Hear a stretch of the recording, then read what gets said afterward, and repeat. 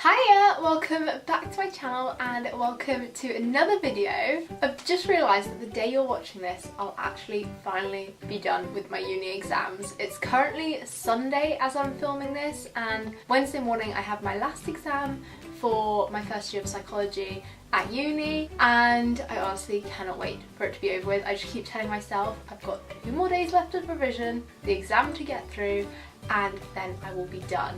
Feels like it's been such a long process, so I just cannot wait to be finished. But then it also does mean I will be moving out of uni, and I'm kind of dreading packing because I've got a whole lot of stuff and I don't even really want to start thinking about that yet. I've got a good sort of 2 solid days of packing before I have to move out. Also, actually, make sure to follow my vlogging channel. I'll be vlogging my whole moving out process, did my whole moving in, so definitely going to film my moving out as well, and then also film my last weekend in Brighton before heading home at the weekend for summer. So definitely give me, well, I was going to say follow, but subscribe over at my vlogging channel. Definitely will be a lot more active over there, especially over summer. Like I said, with my moving out vlogs, also with our family holiday, there'll be summer in the city, as well as just a lot more vlogs throughout the summer in general as well. So be sure to check out my vlogging channel. But anyway, let's get on to today's video, and that is creating a bedtime routine for better sleep. I recently, especially with revision and the intensity of work and just having so much to do in terms of studying and trying to remember stuff and just absorb a lot of information, definitely I have valued sleep, and I feel like it's something that everyone could pay a bit more attention to. I feel like it's something that's just become undervalued in our modern day sort of fast moving society, and sleep is so important for so many different things.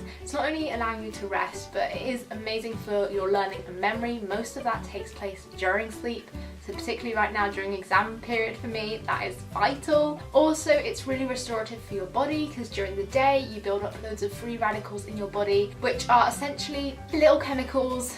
Just gonna sort of describe it in really blunt terms here, and they have basically been linked to diseases such as heart disease, cancers, and sleep helps to break down these free radicals. It's known as oxidative stress, and it causes stress on your body, and if you don't get sufficient sleep, you're not going to break those down sufficiently, and that's when you get all the other health issues that come with it. And of course, it does give you enough energy to fully function and make the most out of every day as well. So sleep is honestly something that really should be valued more, I think, in today's world, and that's why I thought I would talk about how to really optimize your sleep and create a bedtime routine leading up to sleep in order to make sure you maximize your sleep when you do actually go to bed. So my first tip is to be consistent in the time that you actually get ready for bed and then also go to sleep. By having a sort of set time, your body kind of knows by that time that it's going to be going to sleep, and it just helps you to really maintain a good sleep habit and makes sure that you get enough sleep.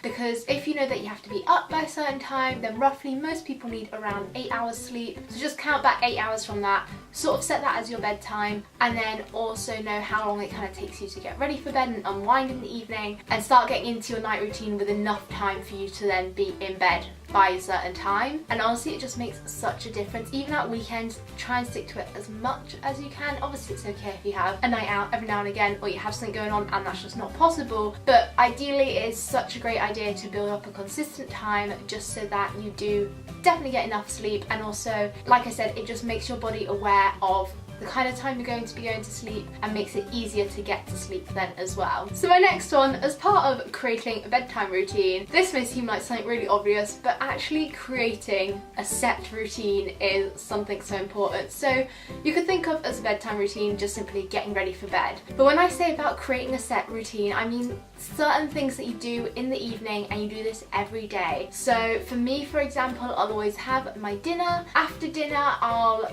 spend some time doing whatever last minute bits and pieces on technology, so looking through my phone, watching something maybe, and then I'll turn off technology, I'll read for a bit, I meditate before going to bed. I sort of have a set pattern of things that I do before going to sleep. Again, this just helps your body to get ready to know that you're about to go to sleep, and again, keeping this consistent and actually having a set routine of things that you're gonna do just really gets you into that sleepy state and makes you more aware of the time that you're going to go to sleep. So once you do establish a good routine, then you can return back to the first point, work out how long you want to spend on your evening routine, how much time you have for that, and what kind of things you are able to and want to fit into it so that you can get to the bed then by the time that is sort of the ideal time for you to be asleep by. My third tip is to definitely spend less time looking at a screen in the evening or when you're getting close to bed. I ideally like to stop looking at my phone or any kind of technology a good hour or so before going to bed. Like I said when describing my evening routine, I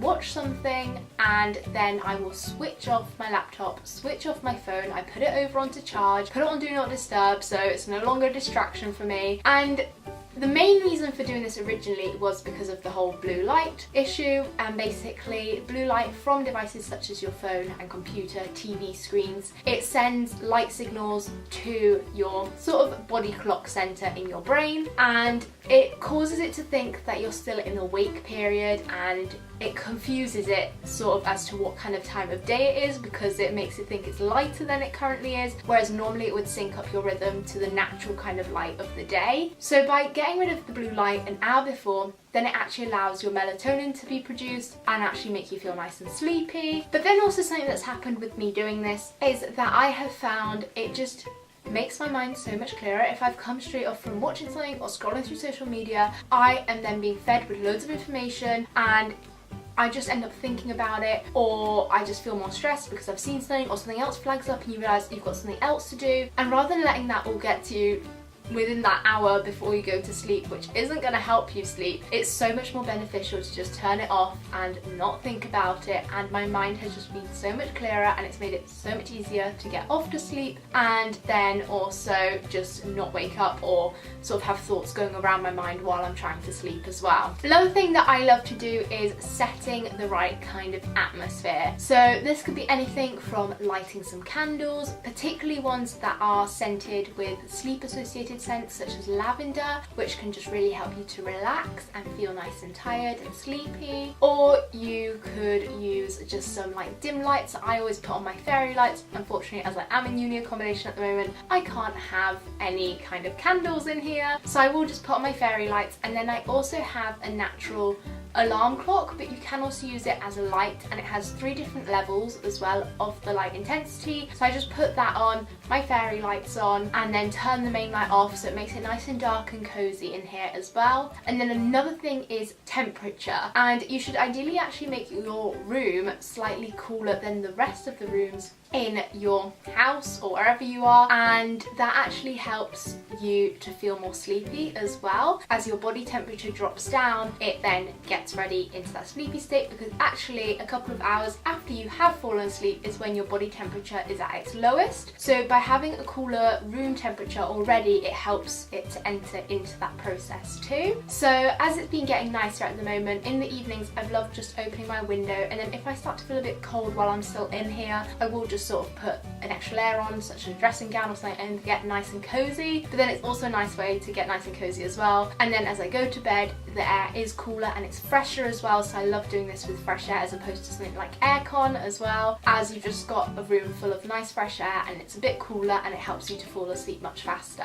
And then my final thing is just add any kind of activity or certain thing into your evening that you find relaxing and that you can associate with going to sleep. So whether that is reading a book, I often quite like to do that, or something like meditation, just helping you to focus on your breath and make you feel nice and relaxed before going to sleep, or doing some kind of gentle bedtime yoga as well. And basically try and avoid any kind of vigorous activity before bed, because that will only get your adrenaline levels going up, which is really what you don't want just before bed, because that's going to get you feeling pumped and energized and have the complete opposite effect and make you feel the complete opposite to how you want to be before going to sleep. And avoid any kind of work associated things as well, because kind of like with putting away technology, it might also flag up anything that you've still got to do, or it just puts your mind on your to-do list and you start thinking about things at work, and that's not going to be great for then trying to get to sleep. So definitely avoid anything work related, any kind of vigorous activity, and of course obvious things like caffeinated drinks which don't help you sleep, like coffee, because during the day you actually get a chemical build-up in your body which builds up over the day, and then once it reaches sort of its max level, that's when you feel sleepy, and then it's broken down as you go to sleep. But coffee, well, caffeine in particular, stops that chemical from building up, so that's why it stops you from feeling sleepy. If you want like full-on science behind it, that chemical is called adenosine, so that is what builds up during the day and allows you to feel sleepy in the evening and towards the night. And then avoiding other things like energy drinks and things, obviously you don't want to be having a sudden energy rush right before bed. So definitely try to incorporate more of the kind of relaxing and slow, easy, gentle kind of things into your evening routine, as opposed to anything that's gonna get your heart rate up or get you thinking and feeling stressed. So those were all my tips for how you can create a good bedtime routine in order to promote better sleep. I really do hope that you have found this video useful. Be sure to smash a big thumbs up on it if you have, as well as clicking on that little red subscribe button down below. I'm going to have so much more time now. Exams are over. I can spend so much more time on YouTube, so I'm very excited for it. So definitely be sure to subscribe. And don't forget there's also that notifications bell too that you can tap on so you get notified whenever I upload. And I'll be sure to see you very soon with a brand new video. Bye!